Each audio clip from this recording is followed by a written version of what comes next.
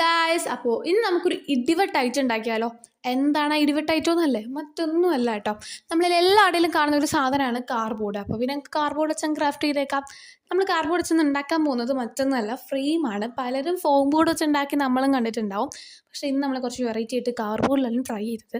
പിന്നെ ഒരുപാട് പേരുടെ പരാതിയാണ് ഗ്ലൂഗൺ ഇല്ല എന്നുള്ളത്. അപ്പോൾ ഗ്ലൂഗൺ യൂസ് ചെയ്തിട്ടില്ല. അതാണ് ഇന്നത്തെ വീഡിയോയുടെ മെയിനായിട്ടുള്ള പ്രത്യേകത. അപ്പോൾ സംഭവം വീഡിയോയിൽ കാണുന്ന സിമ്പിൾ മെഷർമെൻറ്റ്സ് ഒക്കെ എടുത്ത് തന്നെ നിങ്ങൾക്ക് ഉണ്ടാക്കാൻ പറ്റും. ഞാൻ മെഷർമെൻറ്റ്സ് ഒന്നും എടുത്തിട്ടുണ്ടായിരുന്നില്ല. ജസ്റ്റ് ഒരു സ്ക്വയർ ധരിച്ച് അതിൻ്റെ വിത്തും ലെങ്തും നോക്കിയാണ് കട്ട് ചെയ്തിട്ടുണ്ടായിരുന്നത്. ഓക്കെ, പിന്നെ നമ്മുടെ ഒരു കുട്ടി സബ്സ്ക്രൈബർ ആയിട്ടുള്ള നിത്യയ്ക്ക് ഹായ് കൊടുക്കുമെന്ന് ചോദിച്ചിട്ടുണ്ടായിരുന്നു.